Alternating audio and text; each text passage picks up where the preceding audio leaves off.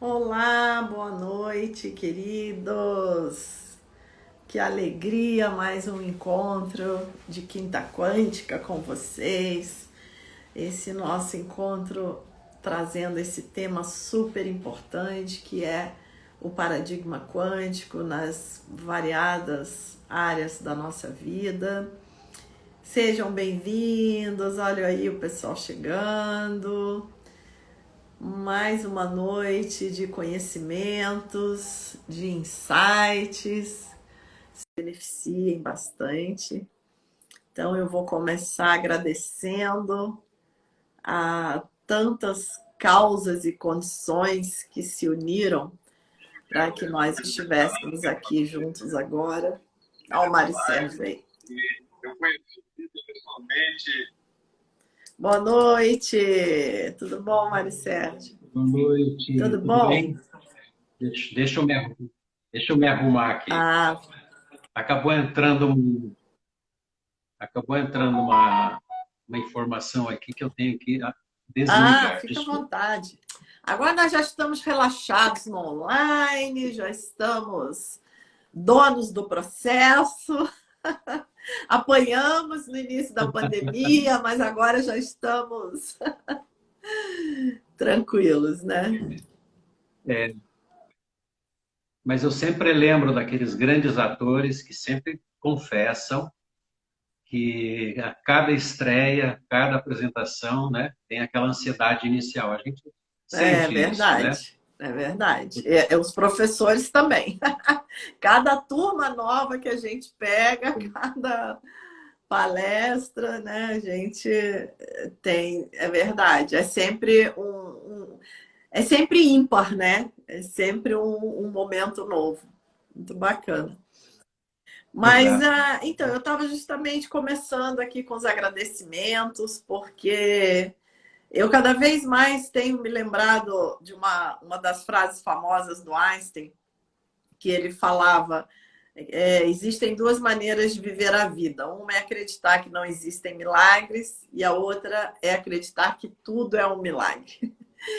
Então, eu tenho lembrado dessa frase com frequência, porque realmente quando a gente se aprofunda nesse estudo da ciência e da espiritualidade, a gente vai vendo um milagre nas coisas mais simples, né? Que passam de modo grosseiro no nosso dia a dia, na nossa correria. Mas quando a gente vê, né, o nível de profundidade que a ciência já chegou e o nível de profundidade que a espiritualidade traz, aí eu tenho lembrado dessa frase do Einstein com frequência. Então eu estava começando justamente agradecendo, né? Porque assim, se a gente pensar o número de fatores que se combinam para cada evento ocorrer, é um milagre, né? Eu tô aqui na minha casa, você tá na sua, em cidades diferentes. A gente tem internet, a gente tem rede social, a gente tem WhatsApp. Olha quanta coisa que entra, que se move para que um encontro desse Exato. aconteça, né?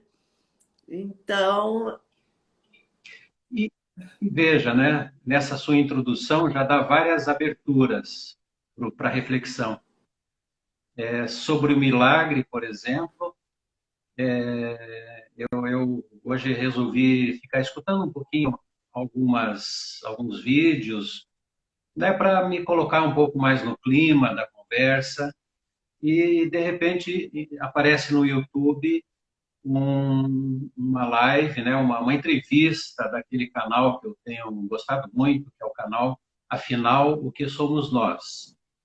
E nessa entrevista especificamente, esse é um canal que apresenta entrevistas com pessoas que passaram pela EQM, pela experiência de quase morte, que eu tenho ficado muito impressionado, assim, com a quantidade, com o fato de ser uma experiência universal, independe de crença, são pessoas de todos os tipos, né?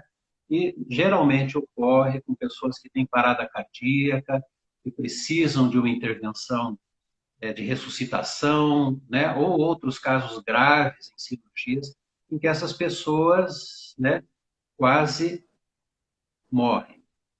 E o mais interessante é porque essas entrevistas elas são a apresentação dos casos que o médico neurologista, né, tem investigado por um trabalho, inclusive com o lançamento já de um livro a respeito do tema, né? Já existem grandes estudiosos desse assunto. E o que eu tenho observado é que o que ele traz de realmente com muita consistência é o tema da consciência, né? Da consciência não ser dependente do cérebro, porque essas pessoas elas podem estar fora do corpo, observando o que está acontecendo, elas descrevem o que está acontecendo, e especificamente essa entrevista que me refiro, dessa mulher, que é uma médica, que não deu nome, não disse em que país ela trabalha, ela apenas disse que ela é médica, ela trabalha na área de câncer, de oncologia, e ela apresenta o caso dela. Ela, uns anos atrás, teve, de fato, uma quase morte, mas não a experiência de quase morte. Ela não viu nada, não sentiu nada, não viu túnel, nada. E depois, anos após, ela teve um diagnóstico de câncer terminal. O médico disse para ela e para o marido que ela deveria começar a se preparar para morrer, arrumar os papéis, arrumar o que ela tivesse que arrumar, porque ela não ia escapar viva dessa, né? E o que aconteceu? Ela já tinha desistido então do tratamento convencional, ela ia buscar tratamentos naturais para tentar ter assim uma qualidade de vida um pouco melhor nesse final de vida, uma vez que ela não chegaria no Natal. O médico sugeriu: você tem que agora, faça o seu Natal agora em julho, porque no final do ano, se você chegar, você não vai estar em condições de comemorar. Imagina o poder desse médico, né? O quanto ele acredita no conhecimento dele. Não colocou nenhuma dúvida, não deixou nenhuma margem para o milagre e para a esperança. E, no entanto, ela vai para casa muito cansada e vai dormir. E durante o sono, ela se vê num outro lugar, como se ela estivesse deitada sobre uma espécie de mesa que não tem pernas, tem luz embaixo. Ela descreve como se fosse assim uma superfície rígida, assim, como se fosse um cimento, mas não tem frio, não tem desconforto. E em volta, como se fosse um centro cirúrgico, e em volta dela, muitos seres. Esses seres tinham luz própria, estavam ali trabalhando, e ela ficou assustada, porque ela ainda estava com um catéter para fins de tratamento. E assim que se aproximou um jovem dela, ela disse: não mexa nisso. Começou a chutar, né? Porque eu já quase morri, já peguei uma septicemia por causa desse catéter, então não mexam em mim. E, no entanto, ele foi conversando com ela de forma tranquila, para acalmá-la, e disse: calma, nós só queremos ajudá-la, né? Nós só queremos te tratar. E injetou alguma coisa nesse catéter. Bom, no dia seguinte, ela acordou melhor. Comentou com o marido, contou esse sonho. O marido disse: acho que esse sonho deve ter tido um efeito bom, né, sobre você. Que bom, né, que você está melhor. Mas ela continuou se sentindo cada vez melhor e ela resolveu fazer um PET scan, fazer um escaneamento do câncer dela. E depois do exame, depois de um tempo, o médico que fez o exame liga para ela dizendo que não acreditava, que ela já não tinha mais nada. Onde haviam massas tumorais, não havia mais nada. Onde na própria coluna que havia uma massa, é como se tivesse sido retirado dali. Onde havia, estava cicatrizado, né? E ela é uma entrevista assim, não é tão longa, menos que 1 hora, mas é muito rica para as nossas reflexões, inclusive sobre a atitude do próprio médico, a nossa atitude, às vezes, como cientistas ou como profissionais de alguma área, que nós temos certeza do nosso saber, né? Isso em nossa área, que é a psicologia, que é o estudo da psique humana, os profissionais que seguem determinadas escolas de pensamento, cada um acha que a sua escola é a mais correta, é a mais verdadeira, né? E aí teve que ir surgindo quase que um movimento assim paralelo, não oficial, que hoje a gente conhece como sendo os terapeutas, né? E você tem entrevistado pessoas muito interessantes, que justamente por não estarem presos nas exigências acadêmicas, na fiscalização dos conselhos, na questão da ética, na questão de que você só pode tratar de acordo com o protocolo científico, né? O que limita muito.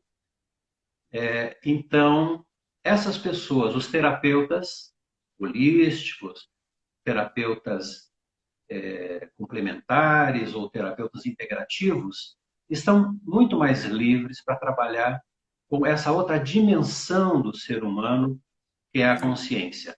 Aliás, não posso nem falar que é a dimensão do ser humano, né? Nós somos uma parte dessa consciência infinita que cria o universo, né? E nem precisamos nos estender sobre isso, porque você já trabalhou isso longamente com o Dr. Francisco de Biase. Então, a base dessa conversa já está muito clara pelas suas aulas de física quântica, pelos diálogos com a neurologia, com o neurocientista, que é o Dr. Francisco, e outros mais. E eu vou falar um pouco, e espero não falar sozinho, quero que a gente converse, né, para ficar uma coisa mais gostosa.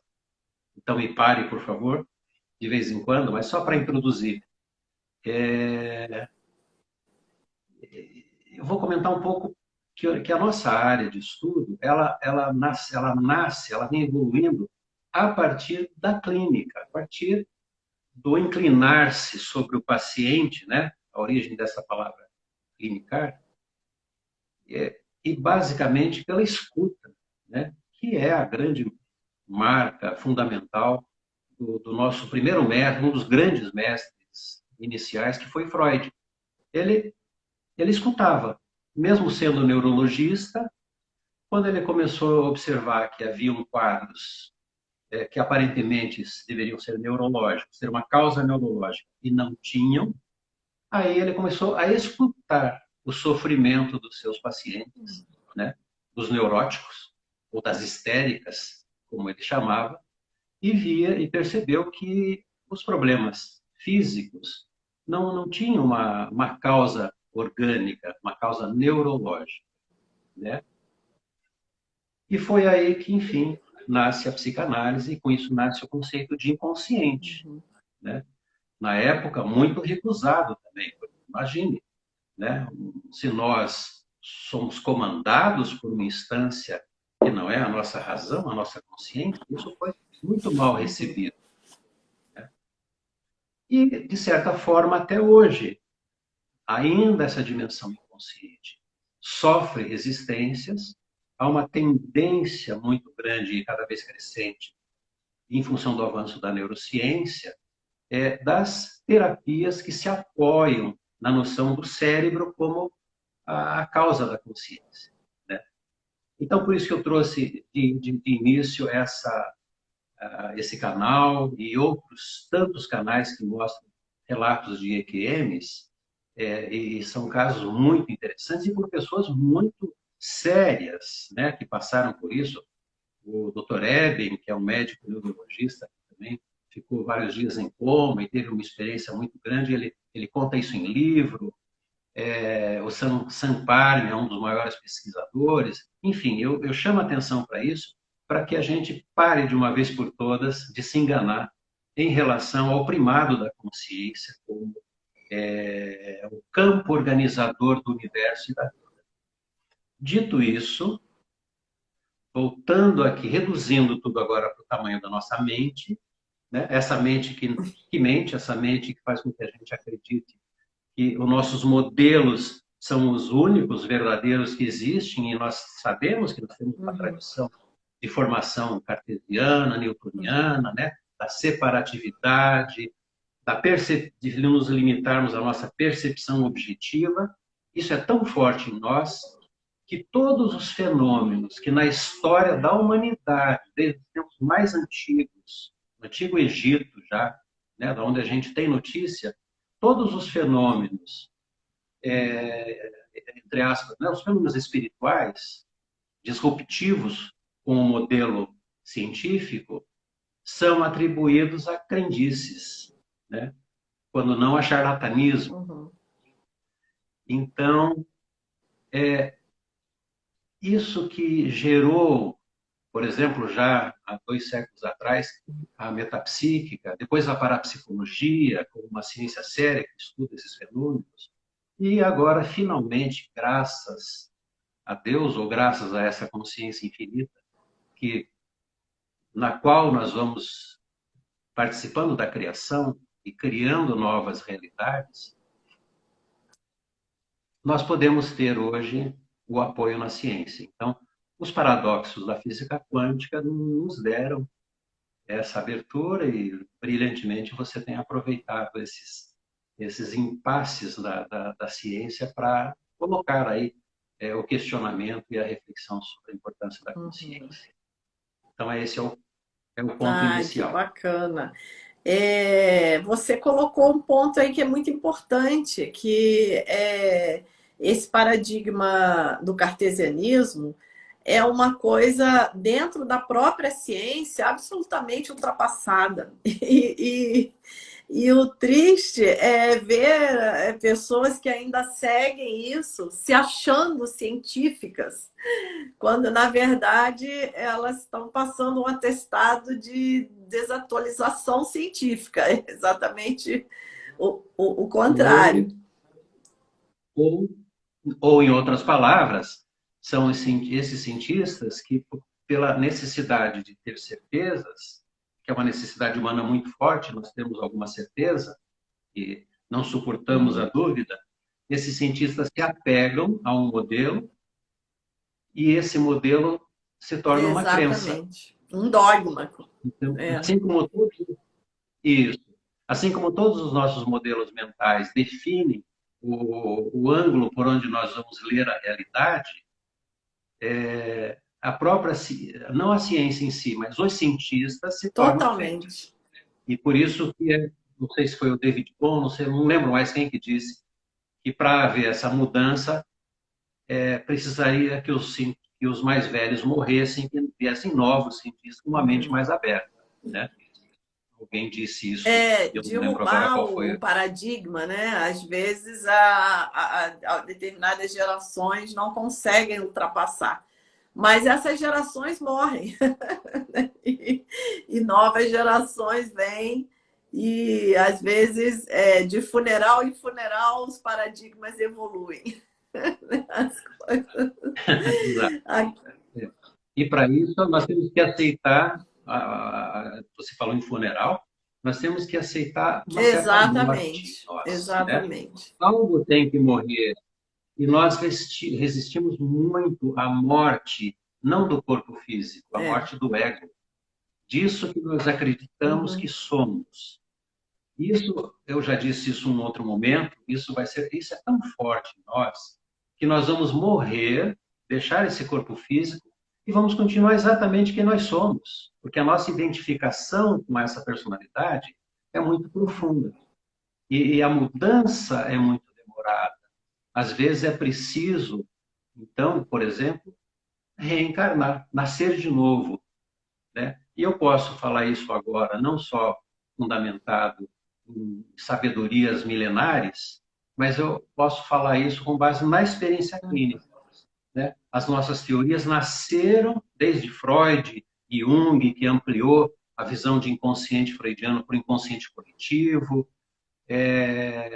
Já os autores da psicologia transpessoal estudando a consciência já e os diferentes estados de consciência, ampliando mais ainda para uma mente multidimensional, né? Uma ideia de uma mente multidimensional, usando modelos que já vêm da física, como, por exemplo, o modelo holográfico, colocando a hipótese muito forte de que a memória não está, obviamente, no cérebro, ela está registrada no espaço-tempo como um modelo, um filme holográfico. Então, a nossa experiência hoje, dependendo da forma como nós escutamos e conduzimos o trabalho clínico na psicoterapia, nós podemos usar o potencial da consciência para a autoexploração.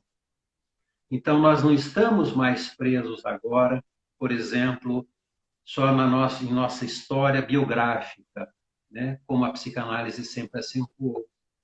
Ou não estamos esperando apenas que surja uma manifestação inconsciente, do inconsciente, através das formações do inconsciente, como os lapsos, né? O ato falho, ou os sonhos, que de fato ainda são considerados, é considerado como o caminho real para o inconsciente. Mas hoje já conseguimos ajudar o paciente a sonhar, né? Nós conseguimos ajudá-lo a entrar num estado diferente de consciência, onde ele pode investigar a si mesmo, encontrando como se fosse como se o nosso cérebro, esse sistema cérebro-mente, fosse um sistema de busca semelhante ao nosso celular, né? Nós colocamos ali, abrimos a rede e ele vai buscar onde que tem outras conexões.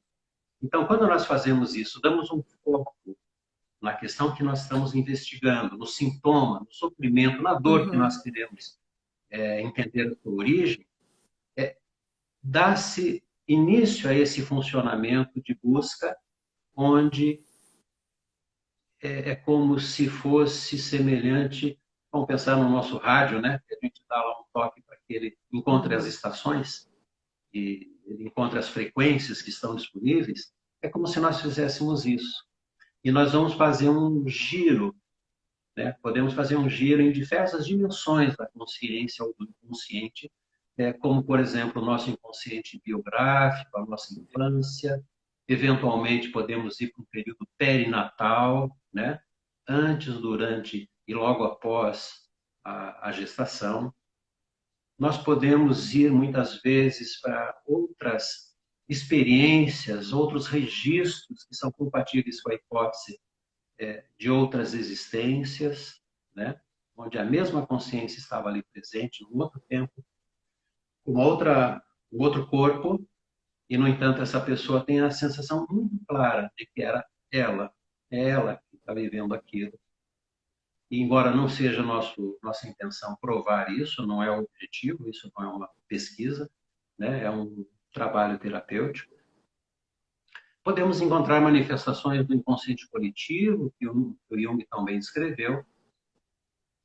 Podemos acessar isso através da memória somática, das sensações que temos no corpo, porque o corpo reproduz também essas memórias. O nosso corpo é um corpo cheio de memórias.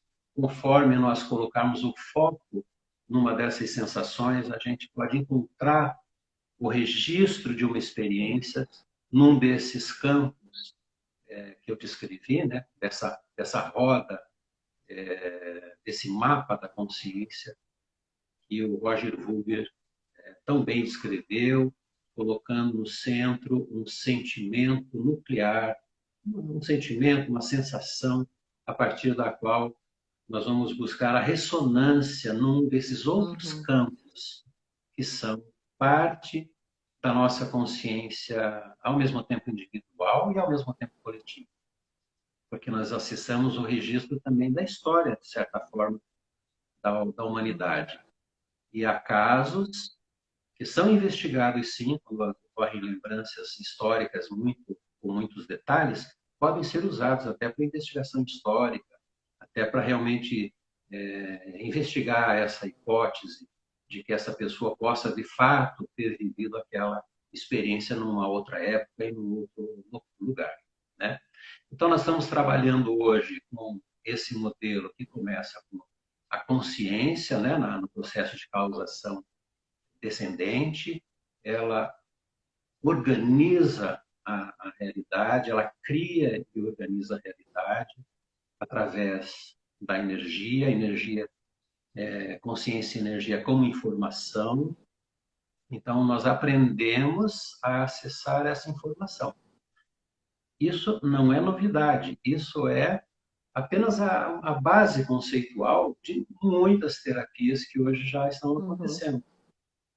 Eu também, quando eu coloquei, abri agora no Instagram, aparece a imagem de uma pessoa que eu sigo, não vou citar o nome, porque eu quero comentar mais algum detalhe, ela oferecendo uma apometria, né? Que é desdobramento à distância, o acesso à distância, é o acesso que uma pessoa sensível pode ter de uma outra consciência à distância.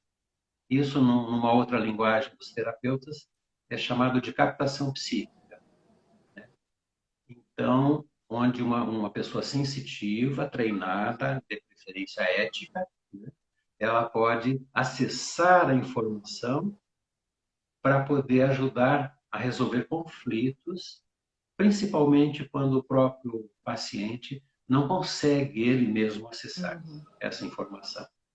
Então, veja que nós estamos aqui trabalhando com essa ideia de um campo quântico, ou de um campo de consciência, né? Então, nós somos uma consciência, isso é do Groff, somos campo infinito de consciência, e o nosso cérebro, ele é holográfico e ele acessa a informação holográfica. Uhum. Como é que é a memória holográfica? Eu entendo, posso ser ingênuo, não sou um pesquisador, não sou um cientista, não sou um teórico, mas da experiência do dia a dia, eu entendo que a memória é como se fosse um filme e que nós vamos acessar essa história. A pessoa que acessa, ela é como se ela está vivendo naquele tempo e naquele lugar que ele acessou. E pode descrever isso, inclusive, com muitos detalhes, né? Isso varia de pessoa para pessoa. Uhum. E se digamos que essa memória ela pode se aplicar fora do tempo, ela não precisa estar restrita ao nosso tempo cronológico, né, que é linear, é um tempo absoluto, onde parece que presente, passado e futuro coexistem. Então, nós apenas aprendemos a acessar para tentar curar aquela ferida, o trauma, o complexo, como Jung chamou, ou o coex, como o Groff denominou, que é um condensado de experiência.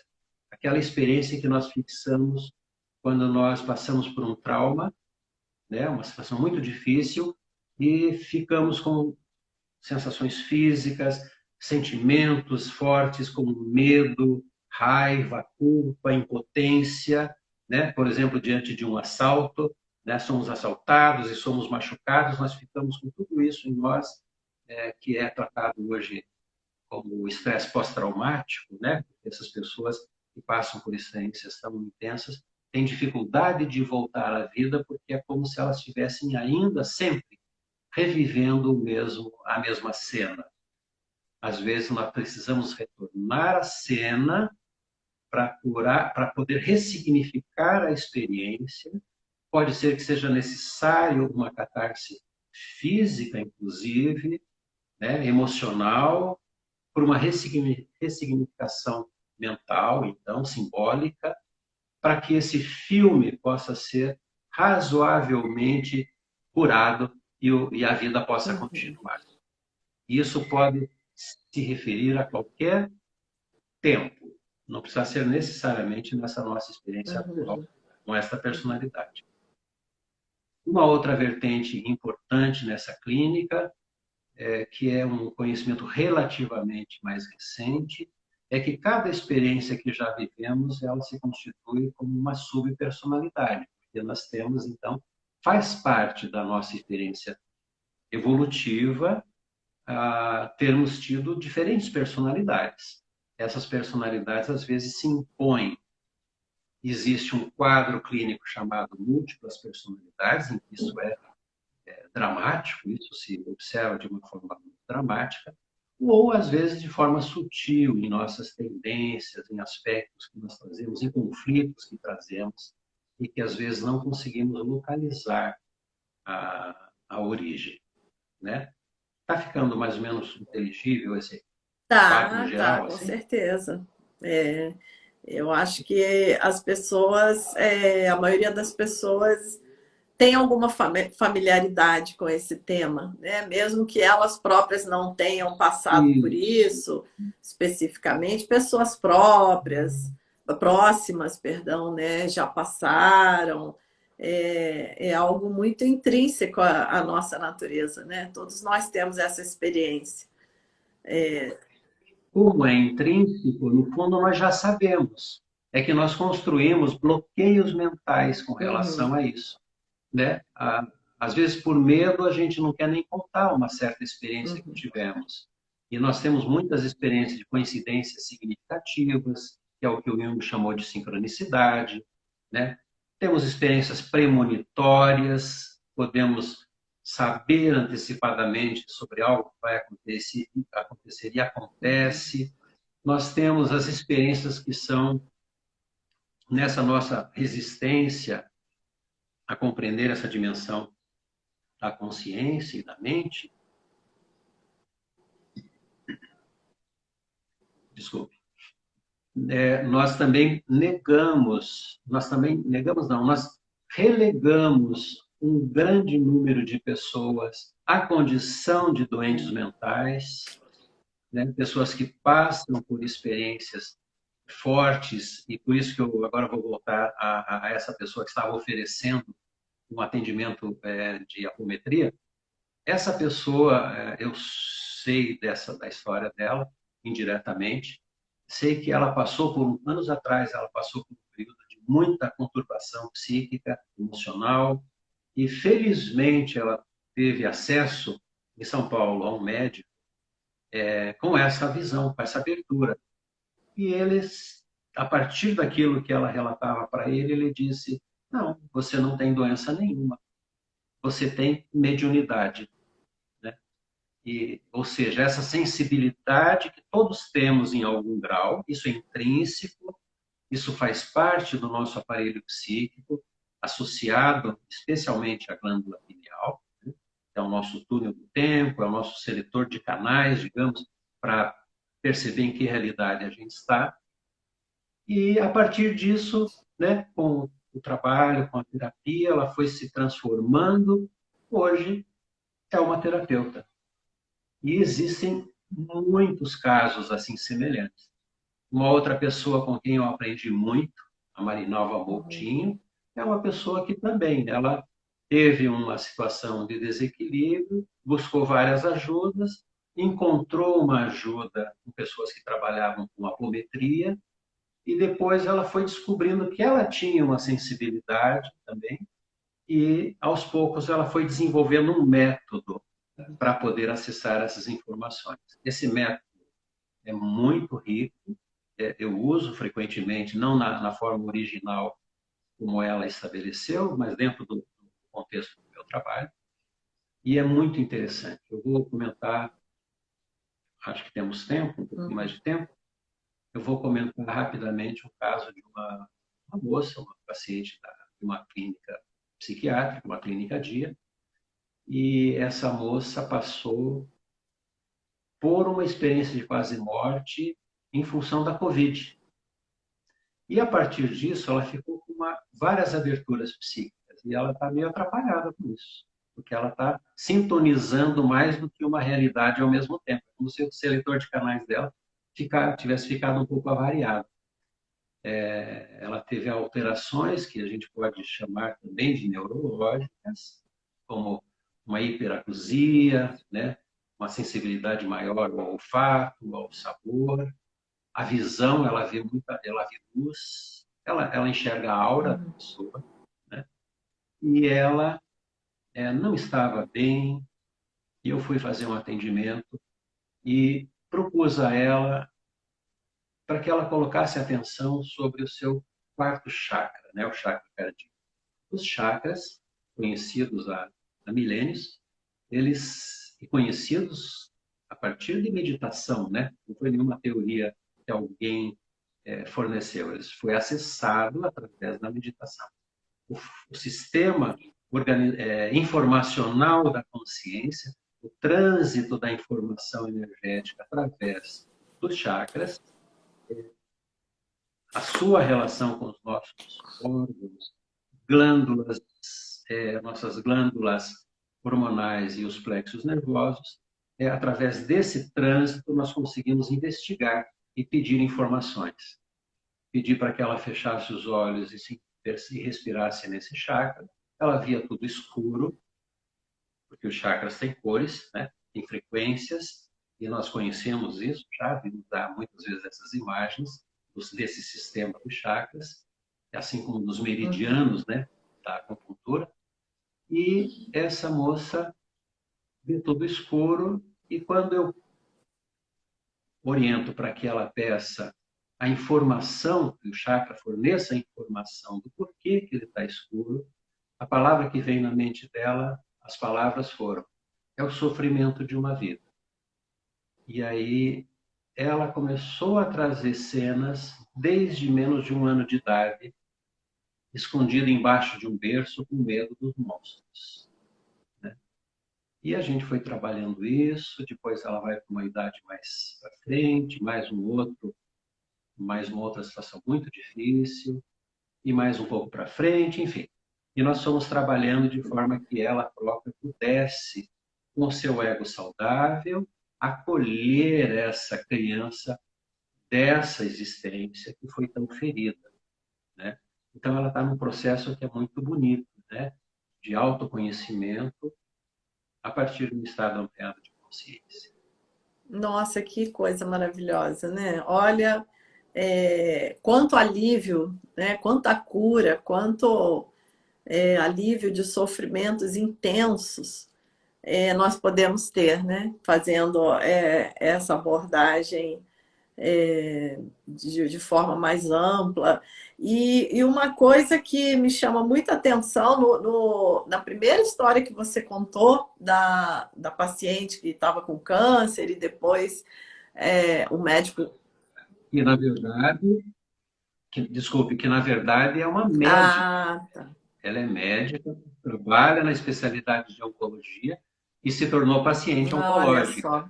E foi ela que não... Por isso que ela não podia aparecer, por isso que ela não podia contar de onde ela Sim. era, nem mostrar o rosto, nem dizer o nome, para não ser chamada de charlatã. Então. Mas o médico que estava tratando dela tem isso tudo documentado, né? Ele tem o diagnóstico, ele tem a cura, mas o problema é que eles não... quando acontece esse tipo de caso, eles não investigam, eles escondem até, de certa forma. Eles dão um nome que é cura espontânea. Foi uma remissão espontânea, né? Cai na vala comum. Exatamente. É uma remissão espontânea. Eles não vão nem chamar de milagre, né? Porque milagre não existe, na verdade. O que existe são leis que nós ainda não conhecemos perfeitamente. Então, isso que as pessoas precisam acordar, né? Que a ciência, esse paradigma que as pessoas chamam de ciência, que na verdade não é a ciência, é apenas porque a ciência é muito mais que isso, tem muito mais ciência que já está aberta para outras visões, né? É um paradigma, como você colocou, que se você for lá no cerne da questão, tem uma questão egóica, uma questão de identidade, uma questão de toda uma bolha de realidade que se construiu em torno daquela crença, daquele dogma, e todo um universo que desaba no momento em que a gente joga uma luz ali sobre essa ignorância, de certa forma, né? Ignorância no sentido de ignorar realmente, de não ter conhecimento. Ignorar.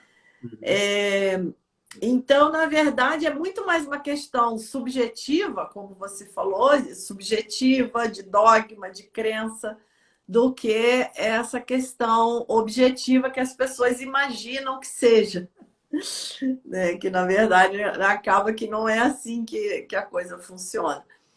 Então, por que que eu estou trazendo isso? Para as pessoas perceberem que nós não precisamos ficar reféns de nenhuma autoridade, né? De alguém que se ache uma autoridade em ditar o que é certo, o que é errado, a maneira como nós devemos entender o ser humano ou devemos entender o universo, até porque dentro da ciência isso é muito claro. Os grandes cientistas, os grandes gênios, eles atestavam que não sabiam, que eles, no fim, Só sei que só sei nada que sei, né? nada sei. Todos os grandes gênios, os grandes cientistas que realmente colaboraram, quanto mais eles mergulharam na pesquisa e no estudo do universo, aonde eles chegavam de verdade é no grande mistério.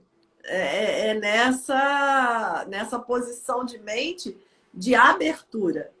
Então, isso que no fim das contas, eles acabavam passando a mensagem que eles queriam passar é que nós devemos, na verdade, nos manter abertos, nos manter conscientes de que o universo é algo amplo e que não se pode resumir o território ao mapa, né? São coisas diferentes. Nós Exato. temos modelos científicos, modelos teóricos dentro, Provisório. que algumas vezes funcionam, outras não, mas é muita, assim, até infantilidade achar que um pequeno modelo teórico possa caber, né, ao todo o mistério do universo ali dentro.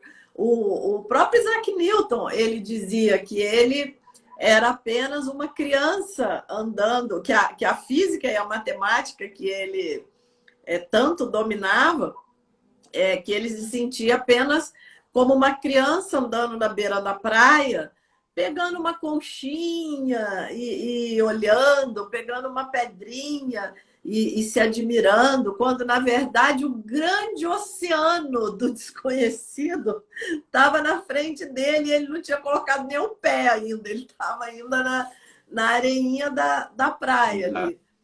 Então, eu acho que essa é a Eu grande tenho mensagem que a gente deve guardar, né?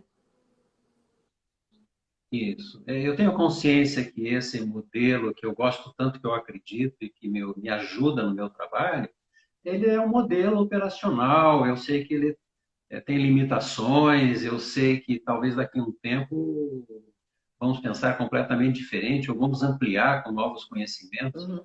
né? Assim como eu sei, eu fiz outras formações, eu sei que tem um certo momento para certas pessoas que a análise é extremamente bem indicada e produz efeitos Uhum. maravilhosos, assim como o psicodrama, a gestalt terapia, as terapias corporais, em certos momentos, podem ser muito importantes.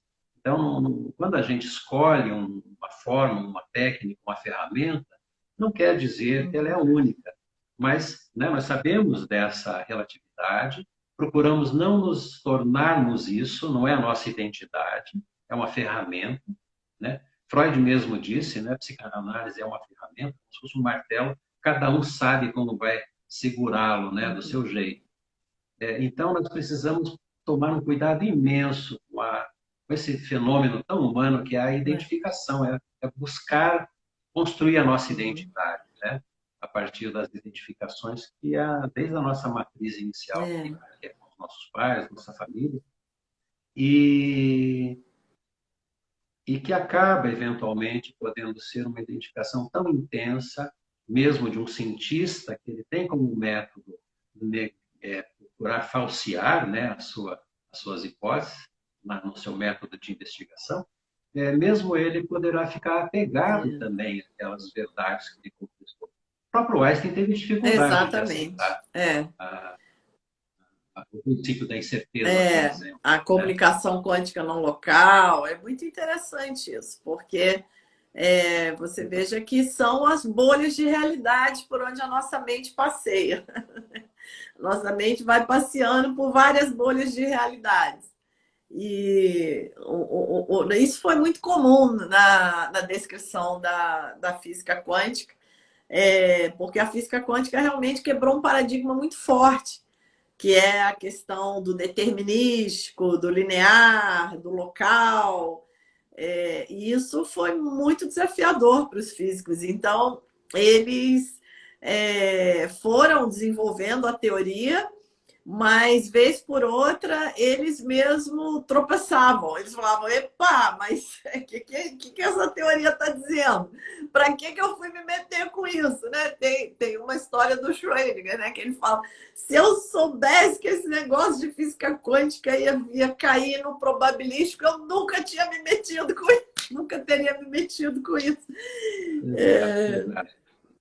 Tem uma live sua com o Francisco, doutor Francisco, que é maravilhosa, né? E que vocês tocaram nessa questão de como os próprios cientistas iniciais tinham essa abertura de consciência Exatamente. e que depois, os que vêm mais tarde, vão fechando, vão tornando isso uma coisa ria, querendo trazer a física quântica para o seu modelo cartesiano, Exatamente. né? Exatamente, porque Então, eles claro, conseguiram dar o salto quântico, né? Eles tiveram esses momentos de crise com a teoria, mas depois, em outros momentos, eles tiveram insights profundos, porque existem esses relatos, né, de experiências deles, de unicidade com o universo, deles terem esse lado místico. Aí é uma questão de conceito, de entre aspas, rótulo, né? Como que a pessoa queira chamar. O próprio Niels Bohr, que trouxe o princípio da complementaridade, influenciado pela figura do Tao, do Yin, do Yang. Então, você veja como eles tiveram toda essa sensibilidade de leitura do universo em vários níveis, não só no grosseiro, para que eles pudessem dar conta de compreender o que estava acontecendo ali nos experimentos, porque com o experimento não tem como discutir, né? Como o Niels Bohr dizia, não o Einstein falar assim, esse debate do Einstein com o Bohr é um capítulo longo e muito interessante da história da ciência, que quando Einstein dizia Deus não joga dados, o Niels Bohr respondia, não diga a Deus o que fazer. E o Richard Feynman também foi também um ganhador do Prêmio Nobel, que teve uma participação super importante na construção da teoria quântica. Ele também dizia isso, não cabe a nós ficarmos discutir por que isso é assim, como que isso pode ser assim. Ele fala, isso é um beco sem saída, não entre por aí.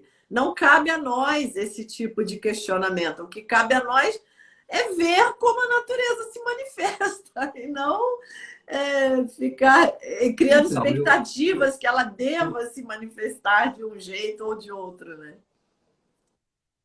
eu imagino, né? Porque para Einstein, Deus era uma premissa necessária, né? Então, nesse sentido, ele admitia um Deus, né? Um criador. Então, era necessário que houvessem leis que os cientistas pudessem descobrir, né? Investigar, formular as leis, mas não poderia ser um Deus que joga o acaso, né? Por isso ele fala do não jogar dados. Ele não podia contar com o Uhum, acaso, né? Com aquele que seria o acaso seria uhum. Deus. O acaso que o Francisco fala do É, furacão que entra lá no depósito de ferro velho e cria um um equipamento Boeing, maravilhoso, né? né? É Assim um do Boeing. nada. Você tem um ferro velho, um Um monte de Boeing. sucata, de repente passa um furacão e quando o furacão vai embora tem um Boeing construído, né? Então, Exato. Isso seria o acaso criador, né? Então, eu acredito que é isso, nesse sentido que ele resistiu, porque talvez tenha faltado ali para ele esse outro detalhezinho que é a exatamente, consciência, por isso que né? eu tenho até alguns vídeos no canal que tem até circulado mais recentemente, justamente trazendo essa questão de Deus, de como é difícil conversar sobre isso, porque para início de conversa, cada um tem uma definição muito particular do que é Deus. Então, quando chegam duas pessoas e começam a discutir, você acha que Deus existe? Você acredita em Deus? Cada um, primeiro lugar, para início de conversa, cada um está se referindo a uma coisa diferente, porque dificilmente duas pessoas vão ter a mesma concepção, né? Que é o que a gente vê aí nessa questão do Einstein, né? Nessa questão de joga dados ou não joga, porque, por outro lado, a gente pode compreender Deus justamente nessa abertura, nesse princípio da incerteza que fez com que as coisas deixassem de ser determinísticas. Então, quer dizer, são várias formas de compreender e se torna um tema muito difícil de discutir.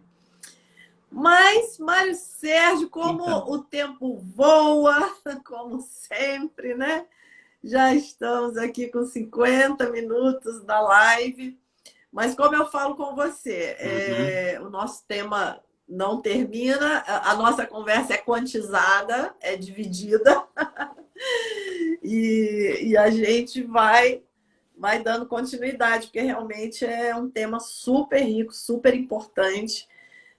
E para a gente fechar, né, o nosso tema de hoje, que era a saúde mental no paradigma quântico, depois de tudo que você trouxe, eu acho que fica muito claro e indiscutível que não tem como se falar em saúde mental dentro do paradigma clássico. Ufa, não tem como, não tem saída. É como Richard Feynman colocava. É um beco sem saída. Você não vai achar, você não vai aliviar o sofrimento da pessoa que está te procurando. E as coisas vão se complicar cada vez mais, né? Então, não vai principalmente, por mais que a gente consiga, com intervenções unidimensionais, por exemplo, a dimensão do corpo com a medicação, ou a dimensão psicológica, né, com a psicoterapia convencional, nós estamos trabalhando apenas uma parte do que a psique humana, que é muito mais vasta do que isso. Nós estamos criando a nossa realidade há muito tempo, há muitos séculos. Nós estamos e nós continuamos criando dessa forma, onde o sofrimento ainda está tão presente, porque nós ainda não aprendemos que a saída para a dor e para o sofrimento vai passar, e isso os meus colegas vão ficar arrepiados agora, porque eu vou falar, mas a partir do desenvolvimento da nossa capacidade de amar incondicionalmente a nós mesmos, a humanidade e principalmente a perdoar, a não querer ir à forra, a não querer ir atrás de quem nos feriu, que é tão comum em nós, é tão forte ainda em nós o desejo de vingança, né? Que o outro sofra o que nos fez sofrer. E eu posso dizer com muita tranquilidade que basicamente é em torno disso que o sofrimento humano se perpetua, né?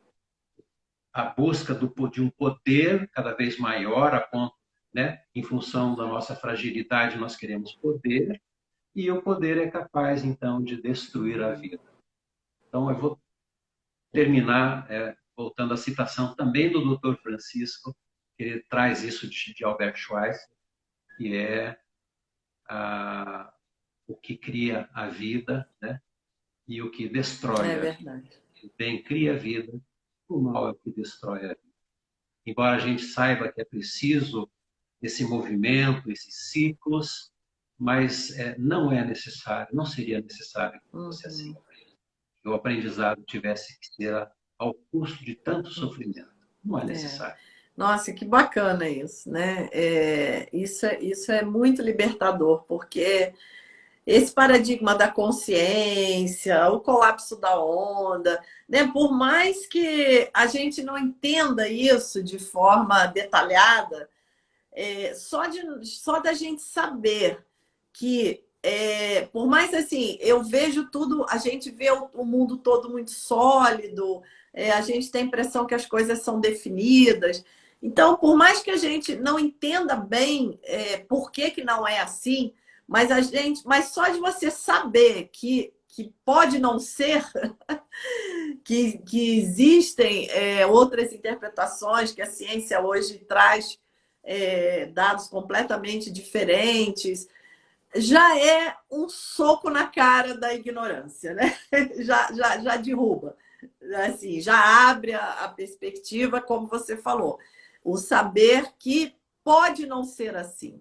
Por mais que a gente não domine esse caminho, mas a gente saber que essa possibilidade é real, que não é, né, algo imaginário, que tem que ser através do sofrimento e não tem jeito.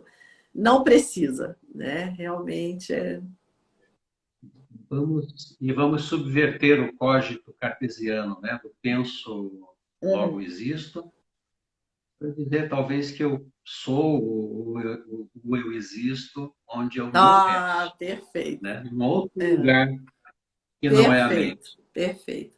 A mente uma vez eu vi acho que não sei se foi um mestre do budismo, que ele dizia que a mente é o palco da consciência.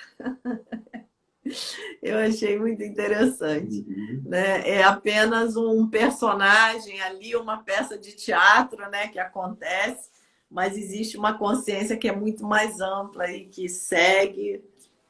E o James Hillman, um grande junguiano, ele já sabia, ele usou bem essa expressão quando se referia aos complexos ativos, que eu posso chamar de subpersonalidades, como se fossem partes nossas lutando para ocupar o lugar principal no É, palco vai. da vida, Uhum. É né? isso aí.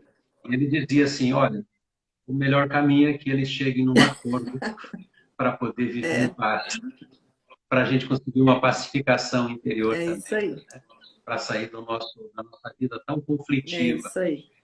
Que bom, frequentemente. Mari Sérgio. Foi um Olha, prazer. então eu quero te agradecer muito. Realmente, eu vou levar para mim aqui esse fechamento do perdão, do amor, que eu acho que a própria ciência está caminhando para isso também, quando a gente chegar nessa descrição da consciência aí de uma maneira mais científica, que já é o que a gente está caminhando. Inexoravelmente a gente vai chegar na força que é a verdadeira fonte de tudo, que é o amor, né? Então, estamos caminhando, acredito, com certeza. Muito obrigada. Muito Até a obrigado. próxima. Um beijo, gente. Até a Tchau. próxima. Um abração.